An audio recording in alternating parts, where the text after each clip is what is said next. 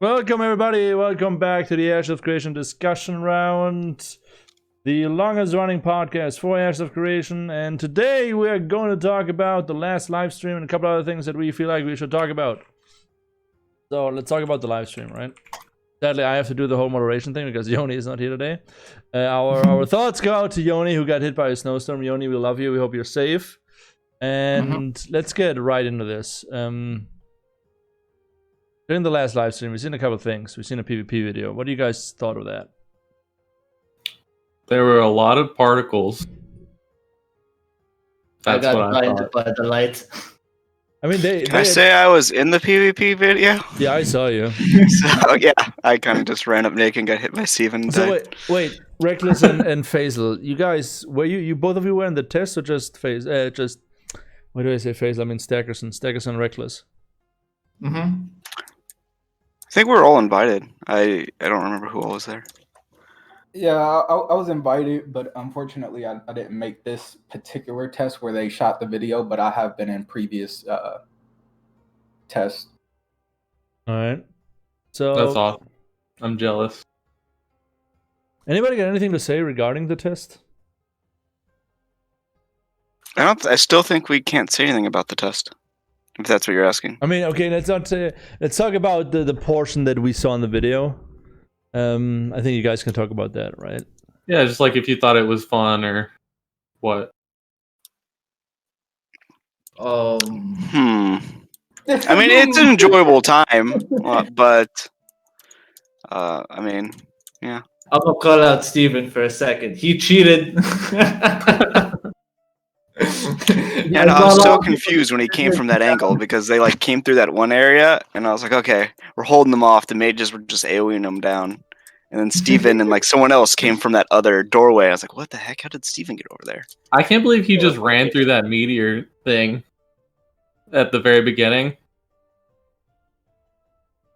He might have put up his invulnerability ability. I'm not sure. Question: during that portion of the playtest, the one that we see in the video, did you guys was the the hybrid combat system active? I mean, it's still kind of what everyone's seen, where it's mostly the closest thing to hybrid is like the melee, but then they do have abilities like that mage's beam attack that you saw, which is, I mean, you technically have to aim that, so someone I think would consider that action. But besides that, most of it is tab still. Okay. So what did you guys think of it? Like the ones that were not in there, like Faisal, Blind Guy, what do you guys think of it? Personally, it didn't really seem like anything that we haven't already seen. Like basically, like is like the castle thing that they did 2 months ago, but they added more people. I was trying to look for like abilities and stuff that I hadn't seen before or something like that. There was like one like during the meteor, it looked like there was like a giant like fire shield. I don't know what that was, but it looked kind of cool. I don't know if that was just like a glitch in the meteor animation or what. Let me look at it. I can tell you probably what it was. It was mostly happening by the like giant egg thing in the middle. What was that? The giant egg thing. Does anybody know? Right now, that's just a prop. I think it's going to have something to do with the castle siege, though, later on. All right, all right. Faisal, any thoughts? No, not really. It was just like, when it came to the combat portion, it was like I was blinded by the light most of the time. I mean, they did address that. They said that, you know, yeah, they did.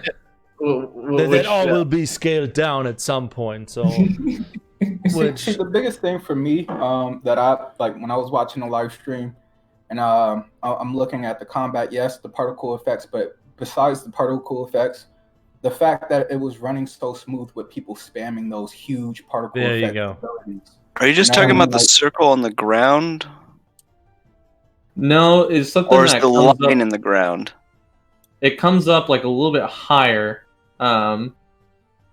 and I can't really. Because I don't know the exact time. I could like look through it and tell you, but to go based on what Reckless just said, I agree with that, because PvP wise or game mechanic wise, it was not anything super special, right? It still looks really pre-alpha. The thing that impressed me the most is that it ran smooth. Mm-hmm. Yeah. And that's really kind of what they've been testing and trying Exactly. to show, is that the game does run with these players. They still have to go in with design and actually craft out the classes, but they have an engine, if you want to call it that, Because that runs nicely. that's always been my biggest worry about large scale PvP, it not running smooth. Now I can see now that what was it, like 20 versus 20 or something like that, 10 versus 10. I think there was 80 people in that test, according to the live stream. 80 some odd people. So that doesn't look like 80 people. Let's do some counting. Okay, anyways, it showed that it can run smooth. Yeah, it looks like it's a little bit more than 20. It's between 20 and 30 V20 V30, and yeah, so it's probably about 25 V25 in that one. The sheer fact. Steven quoted. But we have, I guess I will say, I feel like I'm not jeopardizing anything by saying we did do bigger fights, and it ran similarly. Oh, there you go. Just not in that test. There was another test we did some bigger fights. What are your computer specs like? What are my computer specs? Me personally, I'm running an i9 9900K 2080 Ti, and I have M.2, so obviously I have the launcher downloaded onto my M.2 drive. So I'm definitely playing on a higher end build as far as PC wise, and literally there's hardly any hiccups anytime I'm doing any type of gameplay with any games. So it's kind of hard for me to give any feedback when it comes to that, just because of my build is just so high end. Daggerson, what do you got for a machine? I'm using a Ryzen 7. I think it's like one of the first gen Ryzens for my processor. I'm on 16 gig of RAM, and my graphics card, it is AMD, and it's several years old, but I cannot. But you didn't have any issues, anything graphic wise? No. That's cool. It's good to know. I mean, yeah, I don't really have the most expensive systems. I always kind of go for pay for value. Yeah, I go for value, and my system is several years old at this point too. So yeah, that's something that always is in the back of my head. Them saying that the game will be able to run on 5-year-old games. I mean, now you have the 3080s coming out, and AMD is going to bring out their graphics card soon. So in 2 years, or 2 to 3 years from now when the game releases, I think a 1080 might be even too old. But I don't think so. I think people play it with a 1080 and it works. I think people with 1080s haven't had problems. I mean, Stackerson, Sauce from Nexus was testing with you guys, right? Question mark? SOS, please. Yeah, I don't remember seeing him in the last test, but I've seen him in tests. Yeah. Yeah, if his computer runs it well, he runs a 1080 Ti, and it should be fine. Like, I mean, you guys got to remember, Steven said you will be able to turn down particle effects. You will be able to turn down cosmetics effects. All those type of things will be able to be toned down by you personally on the client side. So as far as your computer build, you can set up your settings to accommodate whatever build you have pretty much. So I don't think people, once the game launches, I don't think people will have issues. I mean, unless you're just crying because you can't turn it up all the way to max settings. But I mean, I don't think people should really be complaining about that too much.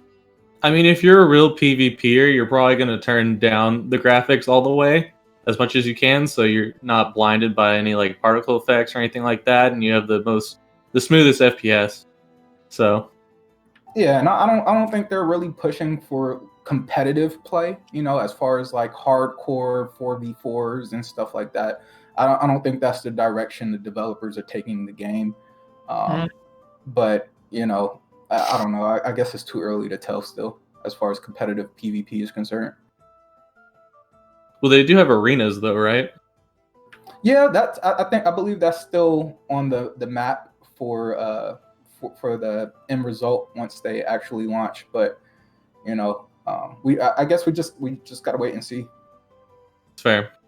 Stackerson, what was the objective? Well, when you guys were testing the thing, It was the caravan. That was actually a caravan okay. encounter where we signed up to attack, or no, I signed up to defend. They signed up to attack, and that was the caravan system being used. Okay. Because I just assumed that we entering a castle. It's either you guys defending that castle or taking it. Was there anything else? Like anything else in the live stream? You guys like feel like?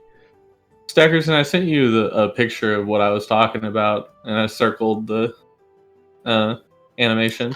Oh no, that is probably just a meteor, and it might be having some weird, because that looks like the effect at the top of the meteor. So if you look at you zoom all the way out and you watch the meteor ability, you see these little kind of portals open up and they shoot down the meteors. Okay, So I don't think I've ever seen it like it is.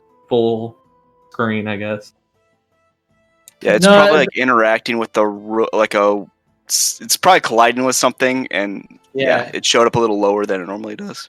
That used to happen in APOC. Like you would put it inside the house and you would just see it on top of the house, pew pew pew pew, so close to the roof. I figured it had something to do with the meteor because it was always in the circle, but I wasn't sure because it didn't look like the meteor. So, quick question. It's it's a little off topic, but I know BCG played Apocalypse. I know Faisal played Apocalypse. I think we all played Apocalypse at least for a short period of time. How do you guys feel about the potion launcher making it to the MMORPG? I would support it if I didn't know all the issues with having that. Just because of the way you have to handle replication with something like that, because of the physics-based projectile.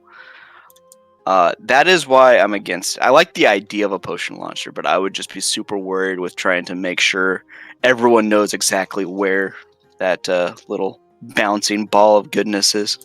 I could not see the potion launcher as a viable weapon for classes, because every class can equip every weapon.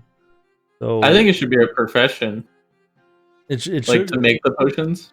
Yeah, it should be something that an alchemist can, craft like one-time use potion launchers that, depending on what sort of potion launcher it is, does an AOE heal, AOE slow, something like that, like an area effect.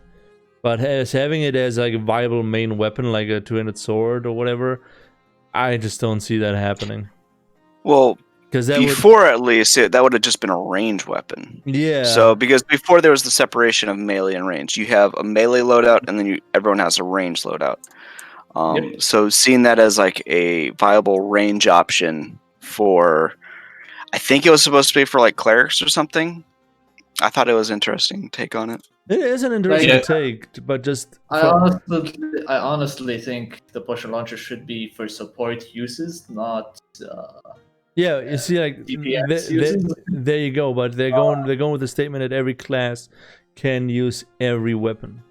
So now you have to limit the. But that's not just because every class can use every weapon doesn't mean every class is proficient with every weapon. Because I mean, some classes going to scale up your strength, which makes you better with a greatsword. Some classes will scale up your intellect. You see, here's the thing from a PvP perspective. Potion launchers, by its nature, is an area of effect weapon. But it's not a single target weapon, right? And in large-scale PvP, choke points is like one of the main things that you have to worry about. Now imagine 50 people with a potion launcher spamming one choke point. That sounds fucking chaotic. I know that just that right there is just for me, like right now, I'm really trying to overthink this. But just saying, a weapon like the potion launcher For But what would be me, the difference, PCG, of somebody just spamming a area effect ability? You know what I mean? cooldown, Like, cooldown. Cooldowns, yeah. No, well, but okay, the did you Pokemon watch throwing that? cooldown. I mean, maybe they will balance the cooldowns, but mages at least are Yeah, able but to then- pull out a lot of AoE. I mean, you see, like that's what I'm saying. They're already gonna have so much problems with large scale PvP balancing stuff, and then introducing a KO neutral hellish device like a potion launcher would add to the whole complexity of trying to, you know, make people not play a meta. Because It's funny you mentioned chaotic neutral, because that's actually the reason why I want potion launchers in the game, is because I always wanted to play like an artificer in D&D, but like it was too complicated and I didn't like care that much to actually like figure it out. Okay, let me put it this way. So, If we introduce potion launcher, this boy right here wants a magic fueled sniper rifle. Okay, well, like, okay. Okay. Hey, why not? You got Look, potion launchers that are just like grenade launchers, so let's introduce a magic Well, no, powered there's- sniper rifle. I mean, I don't think what you're saying is completely ridiculous, but it's I also know. like the idea potions are a thing. The idea of throwing potions is not that crazy of a You- concept. you- The idea of a device that throws a potion for you, I don't think is much But more then ridiculous a concept. Then you can also use like a slingshot that has a long cooldown. I would be cool with that. And that having everybody letting everybody have access to that would be cool. Like Did you say a slingshot? but if you could only The have like a slingshot. certain number of potions. Or like it was like a crossbow and you can only load one in at a time. Cut. Does anybody have anything they want to say regarding the live stream of the PvP video? Because we're going way off track. I'm very sad I didn't get an honorable mention for the Glorious Gourd contest. Oh yeah, by the way, the guys that like all the people that did the pumpkin, the winners, not the winners, you all did an awesome job. Yeah, that was crazy compared to the first time we did this. Yeah. What was it, like a few years ago? And it felt like all you had to do was just enter something and you'd Exactly. win. But this time, no, it was like the people were hardcore. Okay, is there anything regarding the video? I was positive I was going to get. I was positive I wasn't going to win like the top 3, but then when they mentioned they're giving alpha keys to honorable mentions, I was like, "There's a chance, right?" And then I didn't get chosen, so feels Good. bad. Okay, one last thing. Next time. Reckless, if we're ever going to a castle, I'm gonna use you as a meat shield. Oh man, why Any- me? Anybody got anything to say regarding the live Okay, stream? I guess one thing I kind of want to call out that I feel like no one's going to call out, but is kind of cool to see is, and it was never really talked about, was the buildings. Like we saw concepts for those not too long ago, I feel, and now they are rendered in game. The dwarven architecture. I feel like that's really good to see. I mean, we haven't got to that part, Starkerson. We were talking about the battle. No. Oh, I thought we were talking about the live stream total. Yeah, I mean, that's what I'm I thought we asking. were. If anybody has to say anything about the live stream, The Mr. back- Jackerson said something about the live stream. Oh, I mean, okay. honestly, I always say that, you know, we're getting way too much concept art, and I'm still sticking with it. But I'm really happy to see now it's all going into 3D rendering and 3D models, because that means soon we're gonna see it in game. Because I'm really looking for, like, I'm kind of freaking sick of seeing elf and human like architecture and all the like videos that we see. I want to see where's some. the I want to exactly Renkai, Vec. Want to see some Dunir, Nukai, freaking stuff. Why? I like them. I enjoy them. Fuck you. I know you want the orcs, and you're not getting them. Yeah, okay, dude. I gotta like. I'm gonna rant a little bit later That's on. almost a good thing though, because right now they're keeping things pretty similar to their human models.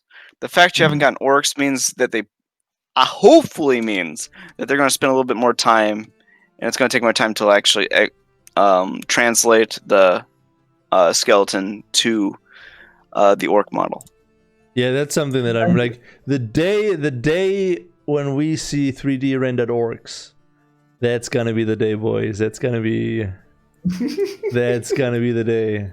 That's gonna be the Personally- day where I shit on BCG the entire day because I'm either gonna love it or I'm gonna break something. I mean, that's kind of why I like. Oh, sorry, Doug. Oh, I was just gonna say personally, like I thought since they delayed the alphas to so much later, I thought they needed to come with like something really big for this live stream to like get people back in it. But I wasn't like super impressed with the PvP. But I'm curious now, like when are they gonna show the Ranger and the Fighter? Because aren't those supposed to be in Alpha 1? Well, you have to remember right now what the footage we're seeing in the live streams is pre-alpha release footage, right? So we're not to the actual alpha yet, and I think a lot of people with these live streams are kind of have in their mind, oh, this is the alpha, this is what the alpha is going to be, right? They have to realize not necessarily. This is still pre-alpha footage right now. So once we get to the actual alpha, then that's kind of where we can say, okay, this is what we're getting. These are the classes. This is the environment. This is how the server's handling, et cetera, et cetera. We can make a better judgment once the actual alpha comes out. Because right now, just with the live streams, I know myself personally, if I wasn't so highly involved with the development of the game, I would probably look at the live streams and say, okay, this is what the alpha is going to be. This is what we're getting. This is it. But now that I've been following the development of the game for so many years, I realize that, hey, when they say pre-alpha, they literally mean pre-alpha. So it's not the full alpha yet. So yeah, we just have to keep that in mind, I think, as consumers. Yeah, but not a lot of consumers are gonna think that way. They're gonna see something, they're gonna see gameplay videos, they're gonna see PvP videos, be like, okay, so this is what I'm gonna have to be expecting from Alpha 1.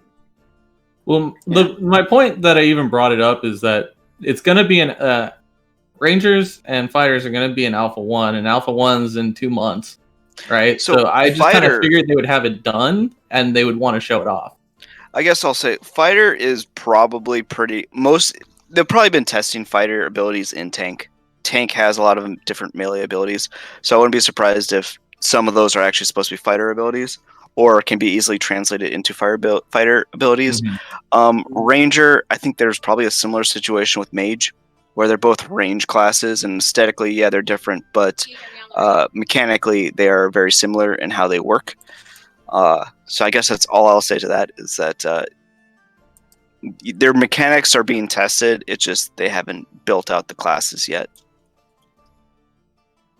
So you don't think it's going to be in like the first wave of Alpha 1 then? I don't know. I am hesitant just because we've seen nothing, but it sounds like they said it's supposed to be there. So I mean, it is what it is. Right, and that's why I even mentioned it, because it seems like it's supposed to be in the Alpha 1 just based on what they're saying, and so you'd think they'd be like mostly ready by now, considering it's only 2 months out, and you would also think that they would want to show it off if it was ready, because I think that's a very interesting thing for a lot of people, especially like Ranger and Fighter being like some of the more iconic classes. No, I agree. Yeah, it's because exactly what you said, that's why I'm hesitant to think that they're going to be there. It's just the fact they said they're supposed to be there. I'm like, okay, I'll take your word on it. Right. But yeah, as you said, I think they could show off some pretty neat looking abilities with those new classes that they haven't done yet. I mean, we still have not seen... What are the classes we have not seen? Fighter, Bard, Rogue, Summoner... But Fighter and Ranger are supposed to be in Alpha 1, and I think that's his argument. They're supposed to be here, and they're not. So it's like, yeah, what's happening? Yeah, like I understand Bard and Summoner are going to take a lot longer to get done, but it's just the Fighter and the Ranger were supposed to be in Alpha 1. So with that being said, right, the fact that Summoner and Bard are going to take longer to get done, do you think they're going to be more optimal classes just because they're going to take more time developing those classes? Do you think those classes are, in other words, what I'm asking, do you think those classes will be more fleshed out and functioning smoother due to the fact that they're going to get more attention? I mean, that's kind of the thing, though. They're going to have more development time behind them. So I feel like, I mean, that's kind of what I was going to say about when we're talking about races, similar to Tolnar. Tolnar are going to have more development time behind them. The people who are crafting Tolnar have already crafted all the other races. They'll probably help craft the mounts. They'll have a better idea of what they're doing. Similar thing with the classes. The classes they wait the longest to create, they're going to have most development experience behind it, because the people designing and developing a class will be. So, but so you're right. It's definitely going to have more development time, but I wonder if that is going to be worse than having more time to play it and give feedback. That can get them. What do you mean? So like with like tank and mage and stuff, people are playing it right now, so they're able to give their feedback right now. Yeah. Whereas like if they wait until like beta 1 or something to release the bard and the summoner, then they're not going to have very much time to fix it, I guess, if it's not what everybody wants. I feel like as soon as bard, summoner, and all the other classes drop, those will be the classes that are going to be mostly played and tested. And I think what is cleric, what are we playing, mage and tank, and the 3 main classes right now, and those are pretty basic. Those are like as basic as you can get when it comes to MMORPGs, like a tank, mage and a healer, right?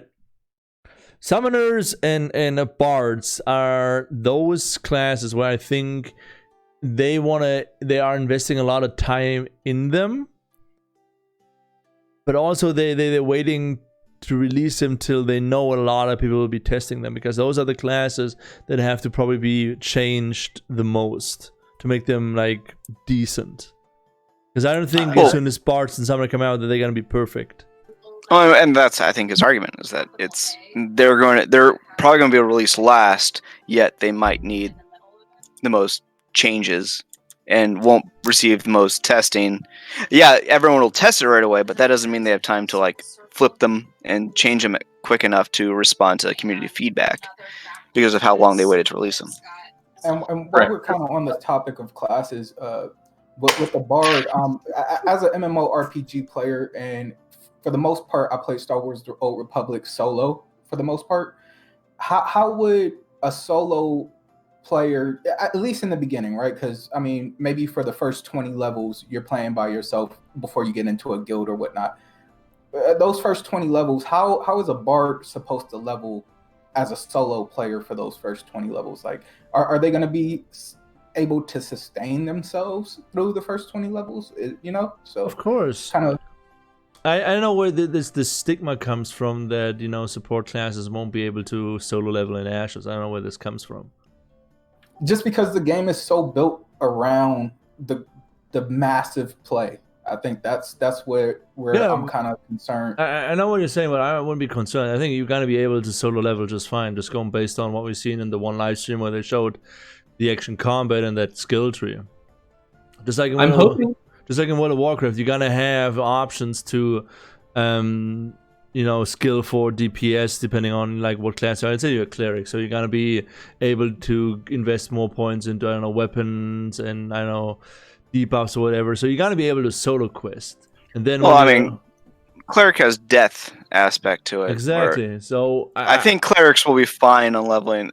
Bard, we don't know, but if it follows their philosophy with their healer class of cleric, it would be reasonable to think that a bard could spec decently offensively, so it could farm effectively. Yeah, so I know this has been a topic in the past about people bitching and complaining. I'm like, literally, don't worry about it. There is no way that you're gonna have an MMORPG where your support classes cannot solo level. That is game breaking. That is game breaking. That is not gonna be the case. This is just my opinion, but like if Ashes wants the leveling experience to take, what would they say, like a month or like 45 days, they really need to have like a good leveling experience, and I think they need to focus a lot on that in order to like get people to even get to max level before they get like bored or whatever. it seems like something they really need to be focusing on. That depends on like I think 3 factors or maybe even 2. One is the combat system itself, the way that you present the combats of each class, and 2 would be the story behind everything. Because like if you have a meaning of what you are doing except just XP and normal regular farms, you would basically give your players something to actually follow. What do you mean? Like giving a story to people to go after helps a lot. Well, when it comes to gameplay, That's if true. just combat alone. I mean, you're gonna have things like, you know, go and kill this, do that. Like, you're gonna have quests. Yeah, that's a given, of course. You know, it's funny because I was having this conversation last night in the Ash's voice channel Discord, and you know, it was regarding the APOC. So there's a lot of people that felt like the Apocalypse version of Ash as a creation was very boring. It was very redundant. But for me personally, I played with friends. You know, I played with people that I really had a great time. We all sat in the Discord. We was all in the voice channels. We had a blast playing together, and I think that's the third factor that Faisal was talking about. The third factor is, along with the lore, along with the combat, is playing with your friends and just genuinely enjoying each other's company and time and accomplishing things within the game together, you know. And if they can add that aspect and have that group play immersive and fun, and people can fill their roles, that's why I feel like roles are so important. I know a lot of people want MMORPGs to be where every player can do everything. That's stupid. And I think the roles come into play because, you know, as a healer in the midst of my friends, I'm the healer in our group. I feel that role. I feel good when we accomplish something and it came down to some of my heals or, you know, some of my friends' support abilities. You know, that really makes it feel good as a group of friends. I agree, but you have to separate it here because we're talking about 2 different things. We were firstly talking about support classes, bard, cleric, being able to solo level and solo quest, which they are. And then we're talking now about group content where every class has to fill a certain role, which is also fact. I know that from, you know, back when this whole thing started, it's not, I don't even think it's that big of a thing, but I don't know, whoever started thinking that you won't be able to solo quest because you're playing a bard or a cleric, you might want to rethink what you're talking about, because that was never stated that you will not be able to solo level. I think it needs to be a good balance. I think you should. Of course, it needs to be a balance, because if imagine like this is not even a balance. This is more like a logical way of thinking, right? You make a game and you introduce classes that cannot DPS or quest by themselves, that need other classes to level up. Like, who would know? Just know. Sorry, you have to have a friend to play this game. Yeah, it's like, no. This is like, if you want to do group content, then yes, a cleric needs to heal. But if a cleric just wants to level, solo grind levels, then he is able to do that.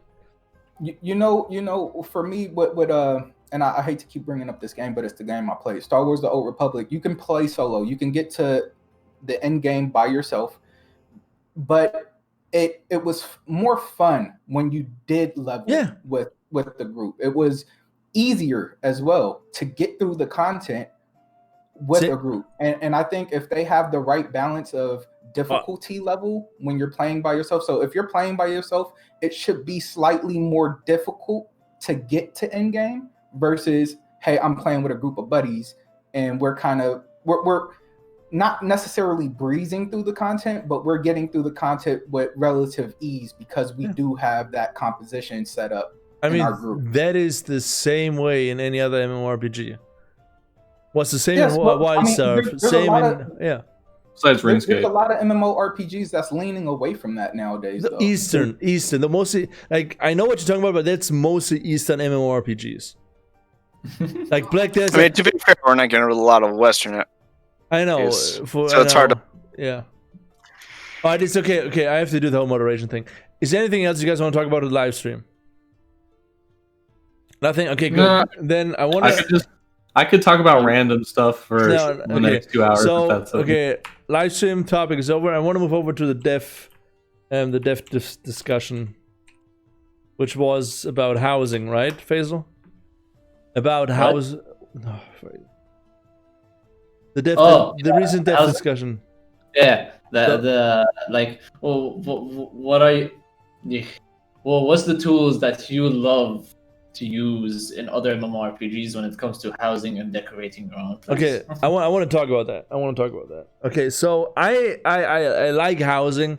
I like, I like to go out in PvP. All right, I like to go out and raid. But sometimes I have downtime, so I like to be a little bit creative and play around with like housing tools. Loved the housing system in WildStar. I literally was able to spend days on end in that housing system, because it gave you a solid foundation. It gave you objects that you could resize, squish into each other, make new objects that way. It did leave you a lot of room for creativity, and I love that. Housing systems I hated. Black Desert Online. It's like, here's an item, place it somewhere.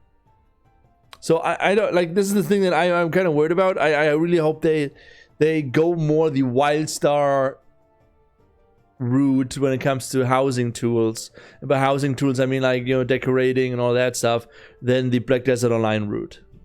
What do you guys think? I'm not a huge RPer myself, so I don't RPer either. It's just like, fucking around downtime. No, what I was saying was I'm not a huge RPer, but I do like yourself, when I'm not PvPing or if I'm not in an arena, I do like to sit inside like a freehold or something that's mine, and maybe I can put up if I made silver on the leaderboard and I got a decoration for my freehold, and I could put up that silver placard, and 3 years later, now I'm platinum tier, and it shows my progression, and I could look back and look at my trophies inside my freehold and say, wow, when I first started, going into these arenas, I was only making silver. Now then I progressed to gold, and now I'm in platinum, and it kind of shows the progression. Or if I beat a huge raid with my friends and we got decorations for our freeholds, I could look back at that decoration years later and say, oh wow, I remember when we beat that raid boss. It was super difficult. Here's my reward for it. I like the aspect of that, even though I don't really role play when it comes to MMORPGs, but it's nice to be able to go back and look into your freehold and kind of have those memories as actual items inside of your freehold. Something I can recommend to anybody that's watching: go onto YouTube and just search for WildStar housing. You're gonna find so many videos of people just being really freaking creative with what they are building. Like, for example, there was one guy who was in my guild back in WildStar. He created the Smurf village with like different items that he resized and put into each other. He created the Smurf village. There's another video that I know of where a guy creates one of the, the AT-AT walkers from Star Wars. All right, and there was another guy who created the Enterprise. Like, that's what I mean. Like, housing tools should not just be you getting an object that you can place on a grid. Right? You were able to do that in WildStar. You had a grid, you had free options on how to do your housing, but it also left you so much creativity because you were able to resize, downsize, turn around, spin, place in the middle of the air. So I'm really hoping, because I don't see. I'm pretty sure. I don't want to say I'm sure, but I'm kind of pointing towards the arcade Black Desert Online kind of housing tool system, where you just get an item, the decor item, and you just place it. I saw some pretty crazy stuff in Arcade. Yeah, I haven't actually commented on that, Fred, because I like people to be able to do more ridiculous things, but just listening to them, it sounds like they want a a system that is more constrained, so people aren't doing things that break immersion. You I ready? mean, we did see the picture of Steven, right, inside the freehold. So I think that's pretty creative. I've never seen that in a game before. What? Besides maybe like guild banners or something like that, but See to what? actually be able to like put up picture frames and have your actual picture in your freehold is a pretty neat idea, in my opinion. I like. I mean, if they could do little things like that to just kind of make it stand out and be slightly different than other games, I'm okay with that personally. You ready for a hot take? Sackerson, Give it to us. Oh, We'll wait for Faisal. sorry, with your- Faisal. It's okay. I kind of disagree with your point a bit because, like, at the end of the day, it's a really huge world. I get, I get that you don't want to break immersion, but it doesn't mean the creativity of people in that certain game can break that immersion. Because at the end of the day, Ashes of Creation is giving you the objects, and it should be on that theme or any theme that's in the world. It's not going to be like. Oh, okay. So I guess I should explain my point a little bit more. Like in arcades, you could stack boxes on top of each other. You can do some crazy stuff with how you can combine the items, and and it's that like those crazy, giving people that crazy freedom, which is what allows them to make some like really interesting things. Mm-hmm. And yeah, I guess that's where I was coming from. Was just because they give you items that are from the game doesn't mean people can do. If you give them the power, they can do some crazy things with those items that kind of breaks immersion.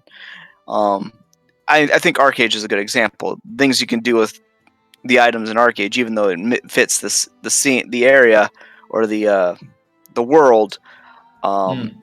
It kind of people can kind of take it a little too far. I guess Right. maybe. Hot take time. Ready? Yes. Freeholds ruin the social aspect of MMOs because you're going to be sitting in your freehold without anyone else there, and you should be in a big city doing things in the big city with all the other people, but instead you're sitting in a freehold because you have everything there. Yeah, yes, and I mean yes and no. I think it kind of falls into like the real world, right? Like I have everything inside my house. Doesn't mean that I stay inside my house 24/7. You know, I have everything that I could possibly need in my house, but I do go out and I socialize and I hang out with people and have a good time and explore the world. You know, I travel, stuff like that. So I kind of that's kind of one that's just like it's really on the player at that point. And I mean, if Faisal enjoys being in his freehold and he likes enjoying his freehold and sitting there for hours and decorating his freehold, then that's what he wants to do. You know, he's enjoying Ashes of Creation by being in his freehold and decorating. So I can't look at Faisal and be like, hey, no, I'm going to take away that fun aspect that you enjoy about the game because I want to force you to be in the midst of the big city with everybody else. I mean, and that's my opinion. I mean, there's a lot to, because it's incentives. It's like, what incentives do you have to be in a city versus being in your freehold? Freehold allows you to build your processing stuff. City is where you have to go to get your certs, as well as whatever perks related to your freehold, your node type. So let me put it this way. I guess I'm going to say there's a balance, and it has to be with how things are balanced. Yeah, I don't know. They have to go to the city to pay taxes. Let me put it this way. And if you play an MMORPG and you mostly and only spend time at your freehold, you're probably playing the wrong game. You're not wrong. I am not wrong. Because it's the same thing with the whole proximity chat conversation. It's in the same. It's the same ballpark. It's a stupid ballpark. It makes no sense. So let's talk about this. I want to know why proximity chat does or does not make sense. Anybody That's okay. We can talk about proximity chat, but it's gonna be a violent topic. I'm just warning you right now because I got it strong because I like the last couple of weeks. Every time that topic come up on the Discord, I'm kind of going full nuts on that Discord on that topic. So anybody got anything else to say when it comes to? That's just because of like New World, because New World has proximity chat, and people kind of had some fun with it. That everyone wants it everywhere else now. Proximity chat's fun. It's dumb. I think it's fun. Okay, we're talking about proximity. No, it's stupid. I mean, it's like being in Discord, right? You ever Like, played if you're sitting PUBG? in a Discord. Yeah, I people play hop in. PUBG. All right, so okay, so let's round this a little bit up. So a bunch of people all of a sudden they're like really strong, they have really strong feelings, and they want proximity chat in Ashes, especially in nodes, right? And I think it's the dumbest freaking idea ever. If you ever played an online game where you had voice chat, you don't have to think any further to understand why proximity chat in nodes is a dumb idea, because even if it would be implemented, the majority of people would have it muted for obvious reasons. And that's their choice, though, right? Yeah, but then why even taking choice away from then them? why the fuck even waste time to develop proximity chat when nobody's gonna fucking use it because everybody's gonna be on Discord servers? Do you know how many can't say no funny one videos would come out of? You know Proximity chat. Okay, no. Fuck that funny video whole fucking argument. You know how many No, that's toxic... what gives games popularity. It's like this guy attacked me and he said this. No. Proximity chat is known for being toxic. For every funny YouTube video you have like 2,000 toxic people moments. can type toxic shit anyways, though. I know, but still, toxic voice chat in a node where you have Fortnite kit, where you have the Fortnite kit generation. No, it's just. Could you? Okay, let me throw this out for you. Could you imagine you're doing a PvP you're sieging someone and you're just talking mad shit to them while you're fighting them? How amazing would that be? I can also imagine being in the nodes doing something, all right, and then hearing N-word, non-stop. Then you mute them, you report them, and they might lose their account that they spent 45 days leveling. Scroll through a list of 500 people. It's the same thing with like Gen Chat. I played Black Desert Online the other day, and I'm sitting in Gen Chat, and it's all politics, and I didn't want to see it. So you know what I did? I just blocked the people that was talking about politics. Listen. That was it, you know? Then why even implement it? Why implement Gen Chat then? You know, why implement freeholds? Or like, you know, it's just like you gotta socialize. I know you do socialize, but you don't need proximity voice chat in an MMORPG. I think that's helpful for World of Warcraft has it in a way. They have voice chat in World of Warcraft. Nobody fucking uses it. I think if you're using the argument about freeholds where you're taking someone else's like freedom to do whatever they want away, then you have to use the same argument with proximity chat. How? Because if they want the freedom to have proximity chat, they should be allowed to have proximity chat. Just because you don't want it doesn't mean that they shouldn't include it in the game. No, here's the thing. I don't see the productive reason to have proximity chat. It's a convenient thing. I mean, you're in Have you PR ever, and you do UX stuff, right? You know UX. Yeah. It is so much more convenient to talk to people through voice, and like especially if it's proximity voice, you don't have to like sign into a channel. I know. Saying words and people in your immediate area hear you. Yeah, I know. That's not the okay. So I know what you're trying to say, but I also know we are gamers. I know gamers. I've been playing video games for all my life. I played PUBG, whatever. I recently discovered that I don't have to have a VR headset to play VR chat. And let me tell you, if you think weird shit goes down in World of Warcraft, what's the town in front of Stormwind again? Daggers, help me out. I'm not scared of weird shit. Okay. I know. But sorry, what do you want help with? Okay, anyways. There is way more reasons not to implement, just because of the toxicity, the stuff that people say, the weirdos online, because the majority of people are gamers.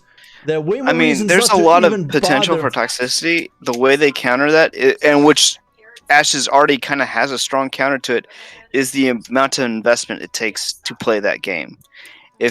And then if you maybe want, people can't use prox chat until they get like level X.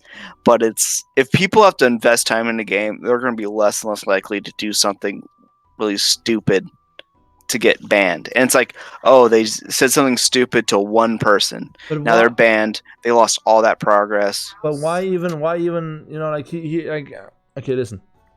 The point that I'm trying to make here is because people find it fun and it's convenient. Let's not have any it's chat. It's also, for me, from my point of view, a waste of time to develop something for a game, all right, where you're gonna have to work with people anyway. So people are gonna be on Discord, whatever, to do sieges, whatever. You're gonna have no designated Discord servers. That's guaranteed. For me, from my point of view, it's a waste of time to develop something just because it might be a convenience for some people and it might be immersive for RP players, right? Well, I'm pretty damn sure, just going based off the last, 20 years of playing video games, that there's gonna be more situations where people are gonna be toxic and trolling over proximity voice chat. Well, see, I think the problem solved is before you log into your server, right? You go into settings and you just turn proximity chat off. I know, but why then even implement? Why even? Well, no, because you can't just say because one player turned their proximity chat off that hundreds of thousands of players are gonna turn their proximity chats off. So like BCG doesn't use proximity chat. Now BCG have you ever played like an online game with proximity chat?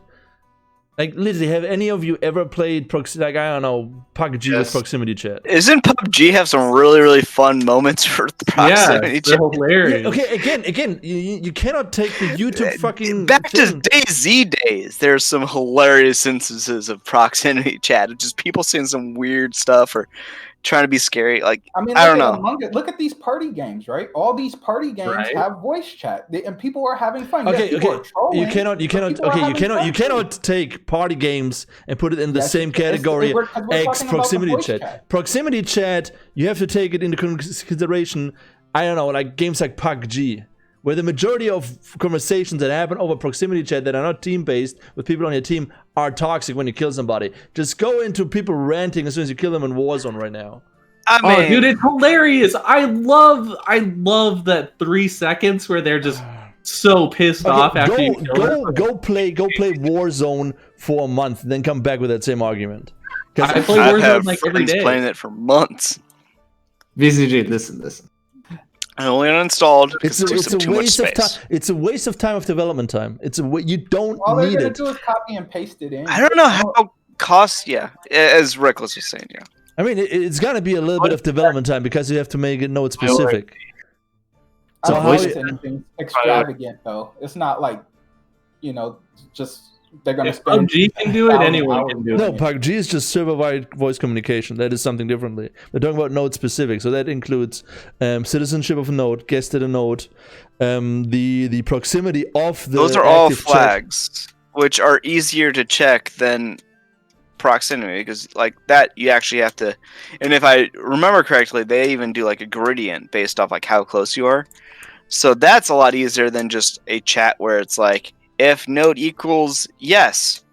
I mean, yeah, but you would have to. That was a horrible example. You need to be able to flag the people, as soon as they get into the node, and then you would have to have a proximity flagging system. No, you don't have to flag them. Well, I mean that's not much different than you kind of have to chat. Because prox chat, like for example, prox chat in PUBG just works on distance. In Ashes, if you want to have node proximity chat, you would have to have it node specific, and then a proximity chat based within the nodes right? I don't even need that. I feel like you're adding extra layers that aren't necessary, it worse. In like one case can make things easier, other case can make things just as difficult. Because the argument that I'm always getting is it is important for immersion. So, but it doesn't make sense for me immersion wise if I'm on one side of the node. Oh, I think it's going to kill immersion. I don't think that's why. I think it's just going to be funny. No, I'm not saying it's not going to be funny, but I'm also going to say it's going to be a lot of toxicity and stuff like that. So I'm trying to like make the point that at the moment, I know people there's a group of people that are asking for that. They're like, oh yeah, proximity voice chat. Yeah, I'm like, no, there's no need for it. Well, there's no need for anything, but we do it because it's fun. We're forgetting a key aspect, right? A key aspect is the taverns. Imagine walking into a tavern and being able to just go in there, role play that you're drunk or whatever, talk shit, have a good time, or even find out about a new event that's going on in the server, right? Because everything is going to be, all the information is going to be transferred player to player to player to player, right?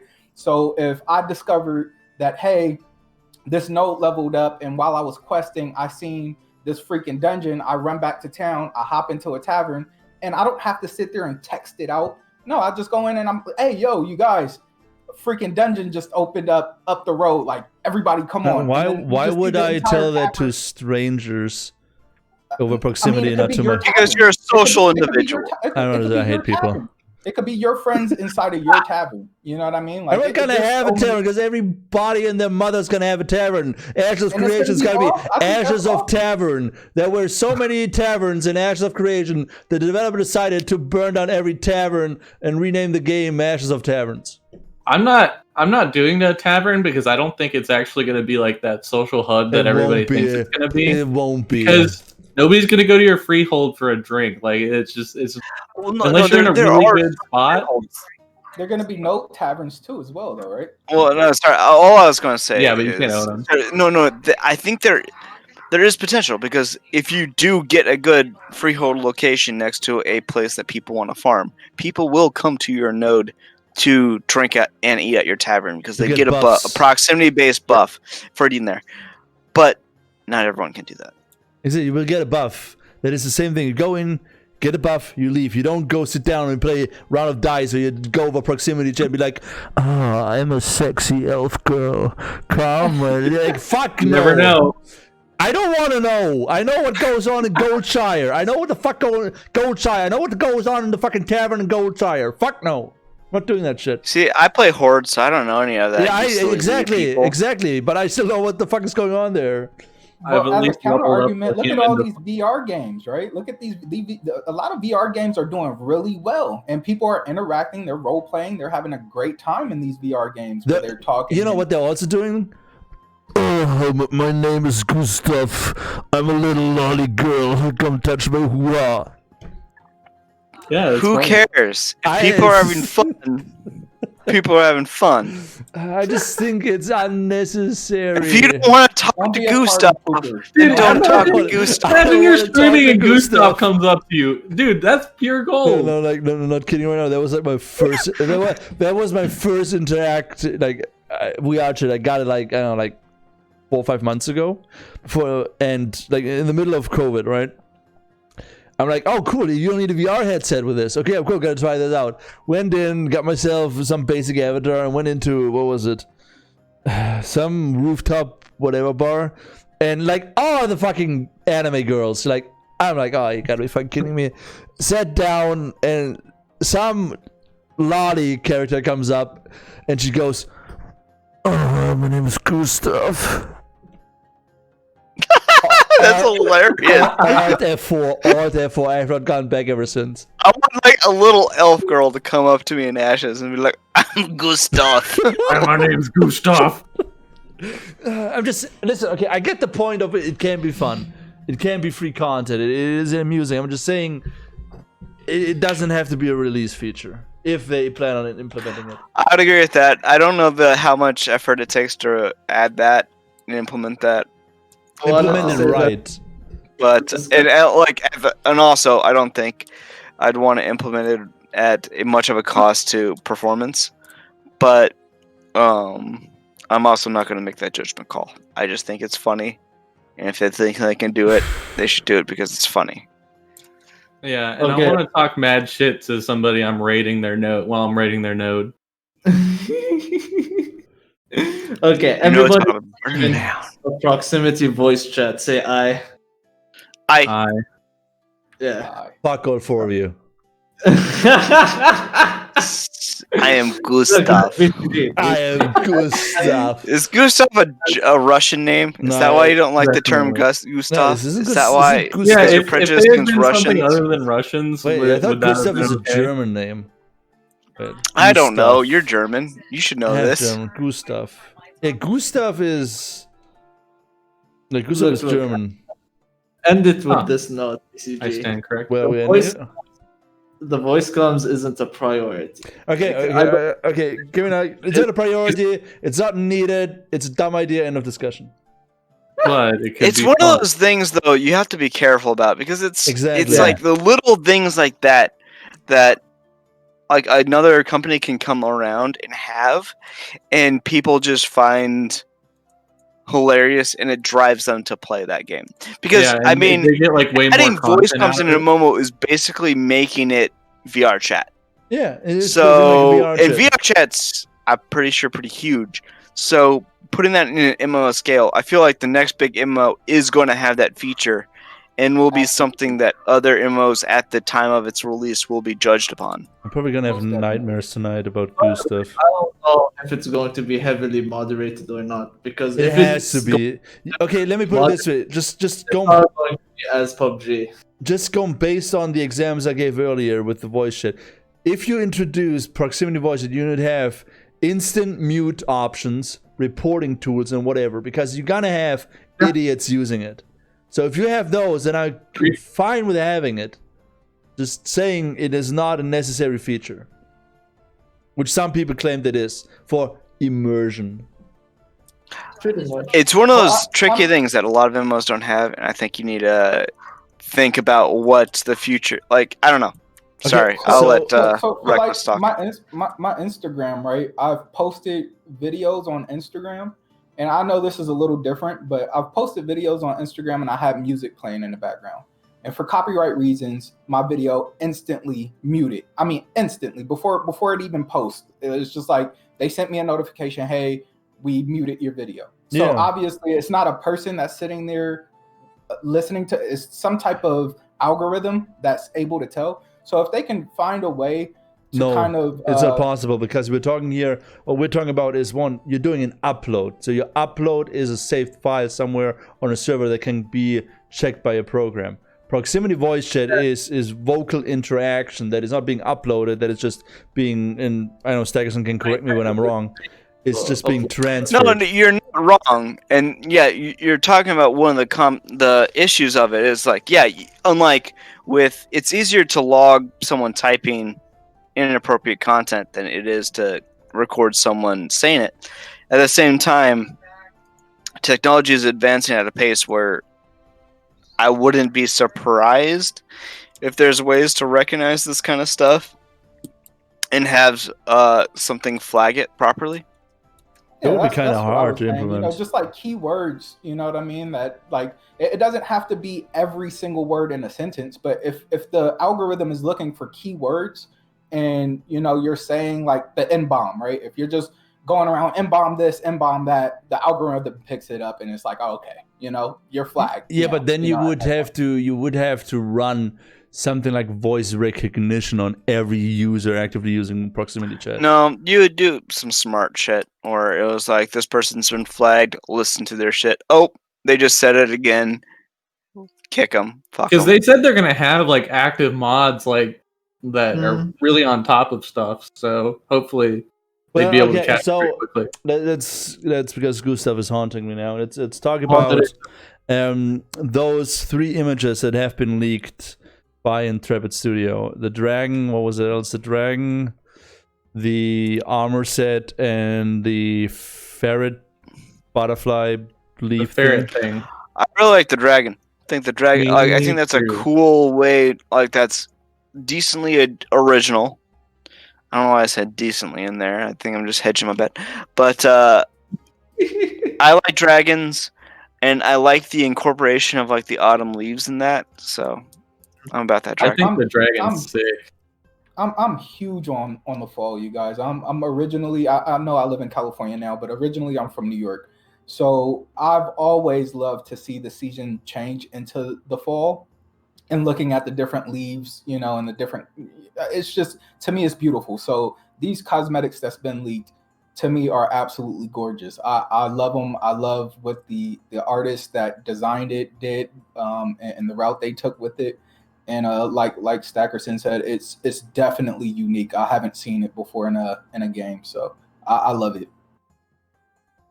I personally, for the dragon, I wish they would have had like normal wings, but then like the leaf on top of it, because it's kind of weird to take a dragon with like just a leaf for wings. But other than that, I think it looks amazing. I think the ferret looks kind of weird though. What I just noticed, I don't even know if those are wings. Pretty sure it's supposed to be a gliding mount. Or flying mount, possibly. A dragon with no wings? No, it looks more like, I don't know, like you know, like more like feathers that are like on the side, like an ostrich. Because the reason why I'm saying that is like the point where they are connected to the body is like below the saddle and like in the middle of the whole body. So it would be kind of weird them like flying. That's why I'm like, I think we need some clarification from because when I first saw this, everybody was like, yeah, this is wings. I'm like, this looks more like, you know, feathers that go backwards like this. Kinda. But I can see why also people think this could be wings. What's it called? I mean, I can see both views, but like I take it as a nature type of standpoint, because like if you look at leaves at that type of seasons, they usually are curved. Like you don't find a leaf that falls from a tree that's fully flat. Yeah, true. I think it's a part of that design. Okay, anybody got anything? I enjoy it. Anybody got anything else? I was thinking about the different variations of it, right? Like you could have the bioluminescence, you know, as far as a different variation that we'll see inside the game, things like that. I think that would be pretty neat to see the different variations that they can do with the design of the cosmetics for next month or this month. Can I ask you guys something? Sure. So going based on all the cosmetics that we have seen so far, you know how the orcs are in World of Warcraft? Yep. They're more like rough on the edges, you know, more like how do I say this? I don't want to say edgy. Like tough looking armor, you know, like more brutal. And I feel like we're still missing that type of cosmetic. Because we got the demonic stuff, you know, we got the dark magic, you know, we got we got a lot of elvish cosmetics and nature and all fancy looking. You got the human stuff, but we don't have that like brutal like berserker kind of armor. I've seen just off the top of my head for certain, we had one barbaric, like a barbarian type of armor set that released. But you're right. Other than that, we're kind of lacking inside the kind of warrior barbarian, like more rough. Like I can hurt you. Yeah. We're definitely lacking that type of cosmetic. Like most cosmetics that we've seen so far, and this including them, is either like, yeah, I'm dark magic, like the one with the wolf, the black wolf ones, the red and black ones, the ones currently, or we have the opposite, which is you know, elvish, light, good nature magic. And way back in the day, we had, you know, the human kind of looking armor sets, cosmetic sets, but I'm still missing that brutal, like, I got a bloody axe, I can split you in two kind of cosmetic. How do you feel about the crop top, like the crop top armor, the plated armor crop top? Did you guys? I know you guys seen that armor set. No. Oh man, you got to pull it up, BCG. What's the name of it? God, I can't remember the name of it. It's but like the stomach is exposed, but it's still like a plated armor. Ah man, I think I know what you. Let me see if I can find it. Yeah. I agree though, BCG. I feel like a lot of what they've been releasing not lately, just in general, is it's very pretty. Like Too it's pretty. like very well. Yeah, I think that's probably the best word for it, is like they're all the armor is pretty. It like looks pleasant and like nice. But exactly, and I'm kind of like exactly what everyone wants. Exactly, I'm like the last like armor set where I'm like, okay, this is actually somewhat like something that is similar to that was the Wrath's Legacy and the Corvid Castigator. I hope I pronounce it right. Those were the My favorite. No, wait, the Wrath's Legacy and the Black Scale Imperator. Yeah. My favorite was the Death Knight armor. I think it was in March of this year. Yeah, I got that one. I know, Black Scale, Reckless, you mean the Black Scale one, yeah. But even like those, like from all the ones, those two are the only two where I say, okay, they look somewhat brutal. But the other ones, most of them are either dark magic, light magic, or like really fancy looking. All right. Anything else you guys want to talk about? Nope. No, I don't even know why I come on here anymore. I'm Faisal. I'm too hot for this. Why do I bother? Oh, I keep trying to talk, but I can't. Well, then talk now. Nah, the point has already went away. You gotta raise your voice. But I don't like to raise my voice, BCG. Wait, because you think you're hot, people are always gonna listen? No. Alright, What's it called? I wanted to make the point of about the class systems. Like, I get you guys' point that they have to test each individual type of class. But if you have a core like system, like if you're testing the mage, the tank, and like the fighting classes, and you get most of the programming down, it's easy to take those classes programmings to the bards and summoners. It shouldn't be as hard as it should be at the beginning of development. So, but when it comes to optimization, I do agree, like you have to test it with people. It's a better way to test. So that's all I want to say. I appreciate it. Somebody in chat has opinions on the prices of the pre-order packages. They're a lot. Well, okay, Reckless and Sagerson, they cannot talk because they already paid way too much. I'm in, what, like 2,000 now? So, okay, here's my opinion on the pre-order packs, right? Yeah, people have to understand, you don't pre-order early access, you don't pre-order anything, all right? You're supporting the studio in the development of the game. You get access to testing phases that all will be wiped on release, right? Exactly. You get some cosmetic items, you get some embers, you get some playtime, right? So you're getting actually a good amount of money back, right? Mm-hmm.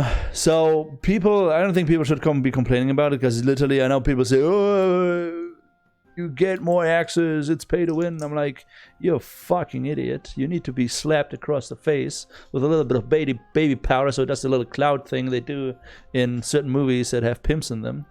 Some comedy, I don't know, with the little guy, Cat Williams. Yes, I know black people. And Talking to one right now. And the only thing that I currently am kind of salty about is the price of the cosmetics, because they're still really expensive and I want to buy them.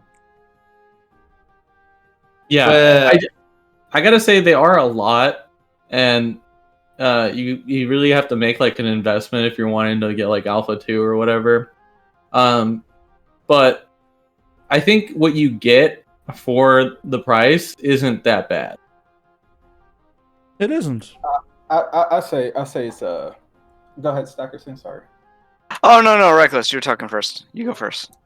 I think it's a bit much, and I agree that there is a lot of incentive to go ahead and pre-order as far as like the game time and the embers and stuff like that. But the reason why I say it's a bit much is just because of I'm part of a small guild, 10 people, but no one in my guild, the other 9 people I know that I play MMOs with, they won't back, just for the simple fact that it's just a bit much, and they're not as well off financially as I am. So for them, it's just like I don't really have that $300 to get into the Alpha 2 as much as they want to play with me in Alpha 2 and Alpha 1, etc.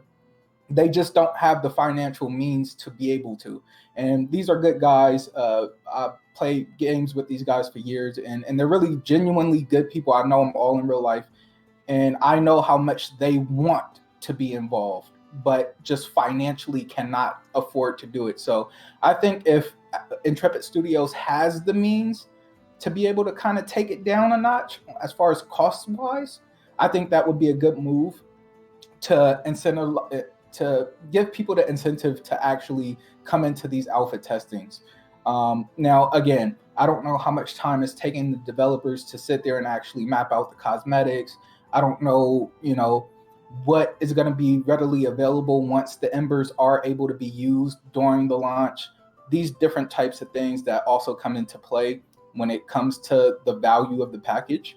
So I don't know, just as it stands right now, I would say if they can, maybe do a sale, a Black Friday sale where it's 30% off for the package or whatnot, or 20% off on the package. I think that that's good. That would piss off a lot of people, I think. It's not necessarily.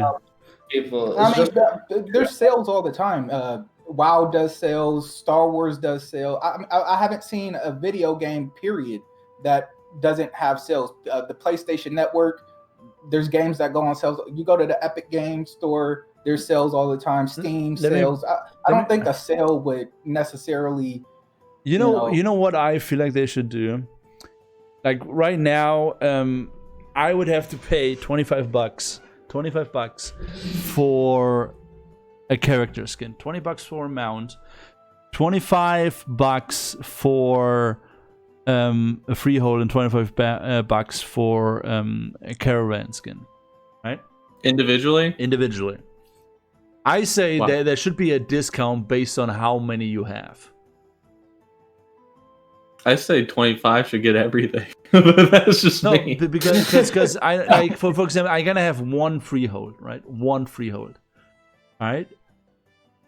So if I already have one freehold skin, why should I pay another $25 for another one that I might not use? And because at this point, why would you buy? Because at this point, we already talked about this in the last podcast. We're already not talking about skins. We're already calling them collective items. Yeah, pretty much. So make it easier for people that are supporting your game one way or another only one way, by buying a pack, so they're able to buy only the cosmetics. Make it easier for them to collect each cosmetic. The only reason I even mentioned that people might be upset Reckless is because they don't have a history of doing sales, and like they've been doing these pre-orders for like a really long time. And I think just them randomly having one like one day might piss off a few people. I don't know. That's just my opinion. No, I could get that. Just because so many people invested so much, it would be it'd be kind of a shot to the gut if like someone bought something in the last few. I mean, especially with the growth we've seen in the last few months. Like if they came out, I would understand, but it's not. It's like I'm sure we will see sales when the game's out, but for its development, I don't know. Okay. Anybody got anything else to say? Well, just to respond, I think, like you said, Stacker, I think it would be a little absurd for us not to believe that a sale is not in the future, like it's not coming in the future, and I think it would be a little irrational not to believe that there's going to be sales. And I think right now would be a good time to have a sale, because the popularity of the game has blown up quite a bit, and it would be a great incentive for these new viewers to the community and to the game to go ahead and support, because at the end of the day, having the marketing your game at whatever the highest package is, $300, let's just say, right? So at $300, with the game's popularity blowing up, if you said, okay, instead of $300 to get in to the Alpha 2 testing, we're gonna have a Black Friday sale where you'll get a 5% discount, 10% discount. That may, yes. I mean, I've spent a lot of money on the game. I have, just period, point blank. I wouldn't be bothered by them doing a sale. I just wouldn't. And I've spent probably more than a lot of people combined that's in the community. But it wouldn't bother me to see them do a sale. You know why? Because at the end of the day, I know that's going to grow the community of a game that I really want to play and that I want to be filled. I mean, let's be honest though. Like me and you, with the level we invested, yes, we wouldn't care. It's more like those people that have always hovered around the $500 packs that would be kind of bothered by it. Yeah, exactly. I wouldn't bring Access into play because you're already gonna have there's already the possibility that Alpha 1 Access will come back depending on how Alpha 1 goes. I would do stuff like, you know, offering people to buy cosmetics without buying access to the alpha phases, just the cosmetics. That was actually going to be my suggestion as well. Add like another tier that's like maybe like in between, or even like a super cheap tier where you can just get like access to the beta or something. That's it. That would be fine with me. I would enjoy that. I would enjoy seeing that as an option. I would also actually, that is something I would support, is if they made, I guess I almost don't even care if it's a tier, if they just started allowing people to buy the individual cosmetics like people who have already paid that much can. And then I guess one thing I'm slightly worried about is it's like this game isn't released yet, so it's almost like keeping that price tag up there is kind of defending people who are on the fence and who don't want, are hesitant to take that sacrifice and that plunge, because I mean it is still a risk. And when you invest in Ashes, you should still understand that it is a risk that you might not get what you want, what you're paying for. I can feel BCG crying right now. Why? You invest so much, risk too high. No, here's the difference. I was always aware that this is a game that is in development. I was always aware that this might be not a game that I will enjoy for like down the line. The reason why I decided to invest so much into Ashes is to support the development of a game which, in my opinion, is still the highest chance of the Western MMORPG genre to be reborn or restarted. Because sadly to say, the last 8 years, the West doesn't make MMORPGs. Activision fucking nobody makes MMORPGs anymore because first up, they cost a shit ton of money to make. And there is not like 100% guaranteed return. Right? Look at WildStar, you know, look at games like that come out and they're gone. Everybody can make battle royales. That's a quick fucking money grab right there, right? And I'm getting an Eastern MMORPGs, the whole business model there. I was never paid to win, so that's the reason why I paid the money that I did in support. In support is the keyword, in support of Ashes, not to get access, not to have something. It's in support. Mm-hmm. All right, we went over by like half an hour. Are we done? Anybody got anything else? I mean, the last thing that I wanted to say is basically it depends on how you want to take it from a business standpoint. Like, what's the demand for this and what type of quality you're giving to the people? Because I don't assume everybody would agree that everybody should have these skins. I mean, that's an easy way to figure out. All right. Yeah. You release one, $5 cosmetic skin, right? And tell people you just need an Ashes account, right? You can buy this cosmetic skin, and then you see how many people that do not already own access to any of the testing phases buy that cosmetic skin. Then you will know if there is a market, for cosmetics being sold outside of the current pack purchases. Agreed. And then there's no loss there. There's no loss. Of course, there isn't any loss. But the question is, do you want to give these skins to everybody so you know what the pricing should be? All right. Returns are also a thing that we're not considering either. With cheap cosmetics just being able to be sold individually, you'll see a lot of people that might buy one or two, spend $10, right? And then want to return, and then they have to process that, and it's just it could become a bit of a mess once you start going into that and people 30 have less of a commitment. 30 days. 30 days. That's all they got. 30 days. So you'd actually save. I just realized you might actually save money if you buy the 250 package instead of the 375, and then you just buy the cosmetics afterwards. Anybody got anything else? Otherwise, we're done. No. Just the thought. Done. Okay. Everybody, thanks for watching. You four, thanks for joining. And we will be back in 2 weeks, hopefully with Yoni. Yoni got hit by a frosty snowstorm, so we hope he's all right. He said he's all right. He just doesn't have power. And we will see you all this Saturday during the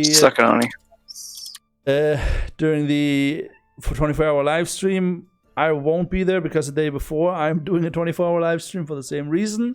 So I will probably be dead most of Saturday. But follow me if you haven't already. Seriously. Seriously. Seriously. Fuck you. All right, guys. We're out. Peace.